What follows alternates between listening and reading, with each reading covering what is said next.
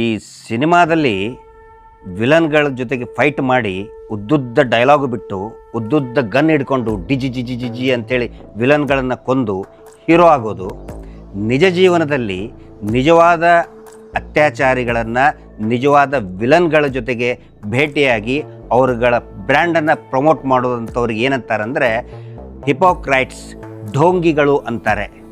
ಆ ಥರ ಢೋಂಗಿಗಳ ದೊಡ್ಡ ಪಟ್ಟಿ, ಆ ಢೋಂಗಿ ನಟರ ದೊಡ್ಡ ಪಟ್ಟಿಯೇ ಈ ದೇಶದಲ್ಲಿದೆ. ಆ ಢೋಂಗಿಗಳ ಪಟ್ಟಿಗೆ ಸ್ಟಾರ್ ನಟ ಯಶ್ ಅವರು ಕೂಡ ಸೇರ್ಪಡೆ ಆಗಿದ್ದಾರೆ ಅಂತ ನನಗೆ ಅನಿಸುತ್ತೆ. ಯಾಕಂತ ಹೇಳಿದರೆ ಇವತ್ತು ಲಕ್ಷಾಂತರ ಜನ, ಕೋಟ್ಯಾಂತರ ಜನಸಾಮಾನ್ಯರು, ಯಶ್ ಅವರ ಅಭಿಮಾನಿಗಳು ಕೂಡ ಸೌಜನ್ಯಳಿಗೆ ನ್ಯಾಯ ಸಿಗಬೇಕು ಮತ್ತು ಧರ್ಮಸ್ಥಳದಲ್ಲಿ ಕೊಲೆಯಾದಂತಹ ಅನೇಕ ಸಂತ್ರಸ್ತರಿಗೆ ಆ ಆತ್ಮಗಳಿಗೆ ಶಾಂತಿ ಸಿಗಬೇಕಂತೇಳಿ ಸಾವಿರಾರು ಲಕ್ಷಾಂತರ ಕೋಟ್ಯಾಂತರ ಜನ ಪ್ರಾರ್ಥನೆ ಮಾಡ್ತಾ ಇದ್ದಾರೆ. ಆದರೆ ಅದೇ ಜನಸಾಮಾನ್ಯರ ಭಾವನೆಗಳಿಗೆ ಬೆಂಕಿ ಇಟ್ಟು ಧರ್ಮಸ್ಥಳಕ್ಕೆ ಹೋಗಿ ಪ್ರಭಾವಿಗಳಿಗೆ ಭೇಟಿಯಾಗಿ ಯಶ್ ಅವರು ಬಂದಿದ್ದಾರೆ. ನಾವು ಕೇಳೋದು, ಅದೇ ಧರ್ಮಸ್ಥಳದಲ್ಲಿ ಇದ್ದಂತಹ ಸೌಜನ್ಯಾಳ ಮನೆಗೆ ಹೋಗಿ ಅವರಿಗೆ ಒಂದು ಸಾಂತ್ವನವನ್ನು ಹೇಳಿ ನಿಮ್ಮ ಜೊತೆಗಿದ್ದೀನಿ, ಸೌಜನ್ಯಾಳಿಗೆ ನ್ಯಾಯ ಸಿಗಬೇಕು ಅಂತ ಹೇಳೋದಕ್ಕೆ ಯಶ್ ಅವರ ಗಾಡಿಯಲ್ಲಿನ ಡೀಸೆಲ್ ಇದ್ದಿದ್ದಿಲ್ಲೇನು? ಈ ಸ್ಟಾರ್ ನಟರುಗಳ ಒಂದು ಪ್ರಾಬ್ಲಮ್ ಏನಂತ ಹೇಳಿದರೆ, ಜನಸಾಮಾನ್ಯರು ಥಿಯೇಟ್ರಿಗೆ ಹೋಗಿ ದುಡ್ಡು ಕೊಟ್ಟ ಸಿನಿಮಾ ನೋಡಿದಾಗ ಮಾತ್ರ ಇವರು ಸ್ಟಾರ್ ಆಗ್ತಾರೆ.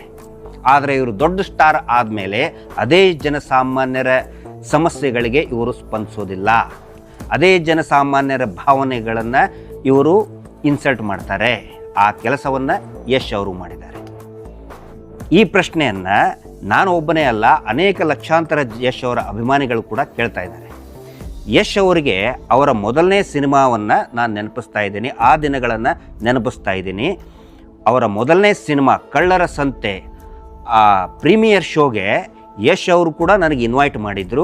ಆ ಸಿನಿಮಾದ ಪ್ರೊಡಕ್ಷನ್ ಮ್ಯಾನೇಜರ್ ಮತ್ತು PRO ಅವರು ಕೂಡ ನನಗೆ ಇನ್ವೈಟ್ ಮಾಡಿದರು ಪ್ರೀಮಿಯರ್ ಶೋಗೆ. ಸರ್ ಬನ್ನಿ, ಇದರದ್ದು ಕ್ಲೈಮ್ಯಾಕ್ಸ್ ಏನಿದೆ, ಅದು LH ಬಾಂಬ್ ನಿಮ್ಮದು ಕೇಸ್ ಏನಿದೆ ಅದೇ ರೀತಿ ಇದೆ, ವಿಧಾನಸೌಧದಲ್ಲಿ ಎಲ್ಲ MLAಗಳನ್ನು, ಭ್ರಷ್ಟ ಶಾಸಕರನ್ನು ಒಂದು ಕಡೆ ಸೇರಿಸಿ ಈ ಕ್ಯಾಪ್ಚರ್ ಮಾಡಿ ಈ ಇದ್ದಂತಹ ಕ್ಲೈಮ್ಯಾಕ್ಸ್ ಇದೆ, ನೀವು ಬಂದು ಪ್ರಮೋಟ್ ಮಾಡಿ ಅಂತ ನಾನು ಕೂಡ ಪ್ರೀಮಿಯರ್ ಶೋಗೆ ಹೋಗಿ, ಆನಂತರ ಯಶ್ ಅವರು ಒಬ್ಬ ಹೊಸ ನವೀನ್ ಗೌಡ, ಯಶ್ ಅವರು ಒಬ್ಬ ಉದಯೋನ್ಮುಖ ಯುವಕ ಇದ್ದಾರೆ, ಅವರ ಸಿನಿಮಾವನ್ನು ನೋಡಿ ಒಳ್ಳೆ ಆ್ಯಕ್ಟಿಂಗ್ ಮಾಡಿದ್ದಾರೆ ಅಂಥೇಳಿ ನಾನು ಕೂಡ ಅವ್ರನ್ನ ಪ್ರಮೋಟ್ ಮಾಡಿ ಸ್ಟೇಟ್ಮೆಂಟ್ ಕೊಟ್ಟಿದ್ದೆ. ಯಾಕೆ ಅಂತ ಹೇಳಿದರೆ, ಯಶ್ ಅವರು ಯಾವುದೇ ಗಾಡ್ ಫಾದರ್ ಇಲ್ಲದೇ ಶ್ರಮವಹಿಸಿ ಶ್ರದ್ಧೆಯಿಂದ ಕನ್ನಡ ಫಿಲ್ಮ್ ಇಂಡಸ್ಟ್ರಿಯಲ್ಲಿ ಬೆಳೆದು ಇವತ್ತು ತುಂಬ ದೊಡ್ಡ ಮಟ್ಟದ ಹೆಸರನ್ನು ಗಳಿಸಿದ್ದಾರೆ. ಅದೇ ರೀತಿ ನಮ್ಮ ಯಾರು ಗಣೇಶ್ ಅವರು ಇರ್ಬೋದು, ದುನಿಯಾ ವಿಜಯ್ ಅವರು ಇರ್ಬೋದು, ಅಂದರೆ ಲೂಸ್ ಮಾದ ಖ್ಯಾತಿಯ ಯೋಗೇಶ್ ಅವರು ಇರ್ಬೋದು, ಪ್ರೇಮ್ ಅವರು ಇರ್ಬೋದು, ಚೇತನ್ ಇರ್ಬೋದು, ಎಲ್ಲರೂ ಕೂಡ ಗಾಡ್ ಫಾದರ್ ಇಲ್ದೇ ಬೆಳೆದಂಥವ್ರು. ಎಷ್ಟು ಕಷ್ಟ ಇದೆ ಅಂತ ಅವ್ರಿಗೂ ಗೊತ್ತು, ನಮಗೂ ಚಿತ್ರರಂಗಕ್ಕೆ ಎಲ್ಲರಿಗೂ ಕೂಡ ಗೊತ್ತಿದೆ. ಆದರೆ ಇವ್ರು ಏನು ಮಾಡ್ತಾರೆ, ದೊಡ್ಡ ಸ್ಟಾರ್ಗಳಾದಮೇಲೆ ಜನಸಾಮಾನ್ಯರನ್ನೇ ಮರೆತು ಬಿಡ್ತಾರೆ. ಆದರೆ ಡಾಕ್ಟರ್ ರಾಜ್ಕುಮಾರ್ ಅವರು ಇರ್ಬೋದು, ಕಲಿಯುಗದ ಕರ್ಣ ಅಂತ ಖ್ಯಾತಿ ಇದ್ದ ಅಂಬರೀಷ್ ಅವರು ಇರ್ಬೋದು, ವಿಷ್ಣುವರ್ಧನ್ ಇರ್ಬೋದು, ಶಂಕರ್ ನಾಗ್ ಅವರು ಇರ್ಬೋದು, ಅವರು ಯಾವತ್ತಿಗೂ ಕೂಡ ಅವರ ಇಡೀ ಕರಿಯರಲ್ಲಿ ಜನಸಾಮಾನ್ಯರಿಗೆ ಬೇಸರ ಆಗುವಂಥ ಒಂದೇ ಒಂದು ನಡೆಯನ್ನು ಕೂಡ ಮಾಡಲಿಲ್ಲ. ಯಾಕಂದರೆ ಅಭಿಮಾನಿಗಳೇ ದೇವರು. ಆದರೆ ಇವತ್ತಿನ ಈ ಸ್ಟಾರ್ ನಟರು ಏನು ಮಾಡ್ತಾ ಇದ್ದಾರೆ, ಜನಸಾಮಾನ್ಯರನ್ನ ದೂರ ಮಾಡ್ತಾ ಇದ್ದಾರೆ. ಹೇಳ್ತಾರೆ ಸಿನಿಮಾ ನೋಡಿದವರು, ಅದರಲ್ಲಿ ಅತ್ಯಾಚಾರದ ಬಗ್ಗೆ ಇರತಕ್ಕಂಥ ಸಿನಿಮಾ ಇದು ಅಂತ ಹೇಳ್ತಾರೆ. ನಾನಂತೂ ನೋಡಿಲ್ಲ, ನೋಡೋದು ಕೂಡ ಇಲ್ಲ ಆ ಸಿನಿಮಾವನ್ನು. ಅದರಲ್ಲಿ ಮತ್ತೆ ಡ್ರಗ್ಸ್, ಕೊಕೇನ್ ಕೂಡ ಪ್ರಮೋಟ್ ಮಾಡಿದ್ದಾರೆ ಅಂತ ಸಾಕಷ್ಟು ಆರೋಪಗಳು ಈಗಾಗಲೇ ಬರ್ತಾ ಇದೆ. ಸಿನಿಮಾ ಫ್ಲಾಪ್ ಆಗಿದೆ ಅಂತ ಕೂಡ ಹೇಳ್ತಾ ಇದ್ದಾರೆ, ಅದು ಅವ್ರಿಗೆ ಬಿಟ್ಟದ್ದಂತು. ಆದರೆ ಒಂದು ತಿಳ್ಕೋಬೇಕು, ಈ ದೊಡ್ಡ ಸ್ಟಾರ್ಗಿರಿ ಬಂದ ಮೇಲೆ ನಿಜವಾದ ವಿಲನ್ಗಳ ಜೊತೆಗೆ ಹೋಗಿ ಅವ್ರನ್ನ ಪ್ರಮೋಟ್ ಮಾಡಿದರೆ, ಆ ಮೇಲಿನ ಅವನ ಕೈಯಲ್ಲಿನೂ ಕೂಡ, ಆ ಪರಮಾತ್ಮನ ಕೈಯಲ್ಲಿನೂ ಕೂಡ ಒಂದು ಉದ್ದನೆ ಗನ್ ಐತೆ.